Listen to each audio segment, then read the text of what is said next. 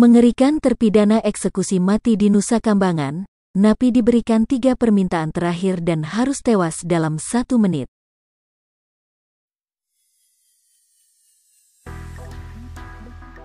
Bukan rumah tahanan biasa, penjara Nusa Kambangan menjadi tempat penjahat kelas kakap menjalani hukuman.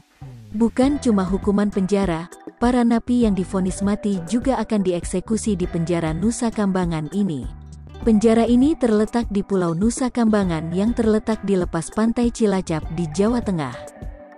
Kurang lebih penjara ini dihuni 1.500 narapidana yang biasanya terlibat dalam kasus kelas kakap.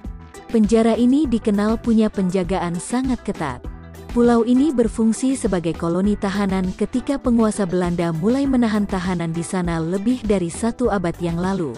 Saat ini, penjara-penjara kolonial itu sudah lama ditutup, namun masih bisa dilihat oleh para pengunjung di pulau itu.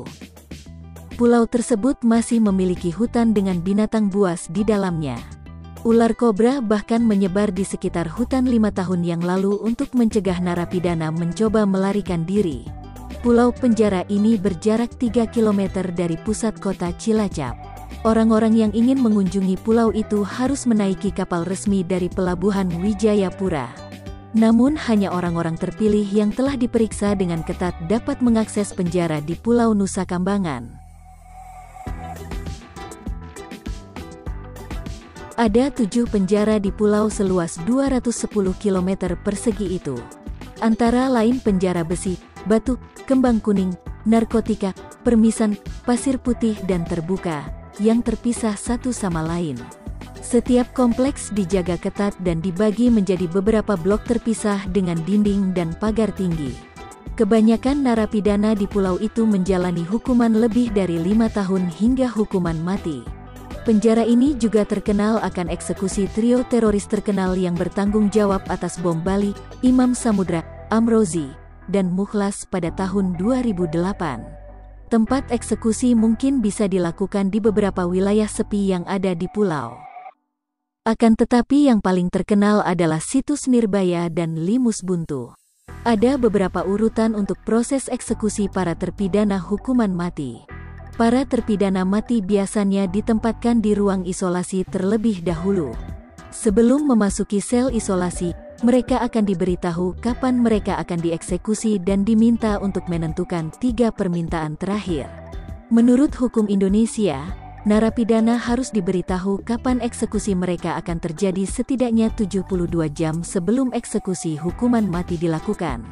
Adapun tugas dari eksekusi itu sendiri dilakukan melalui regu tembak.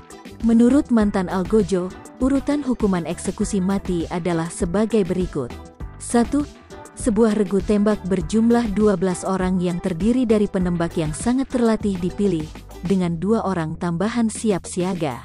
Mereka secara khusus yang dipilih memiliki usia 20-an, secara fisik dan mental juga harus cocok untuk tugas tersebut.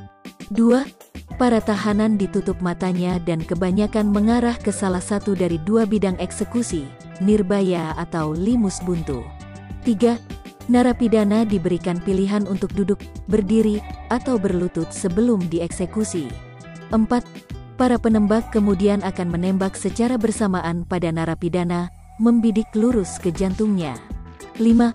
Mereka jarang menembak meleset karena sebelumnya diberikan pelatihan tambahan untuk mengasah keterampilan menembak mereka. Menurut beberapa sumber, hanya 3 senapan laras panjang yang diisi peluru, sementara 9 senapan lain diisi peluru hampa. 5. Narapidana harus mati dalam 1 menit. 6. Jika terpidana tidak langsung mati, seorang penembak dapat diminta untuk menembak kepala terpidana, tepat di atas telinganya.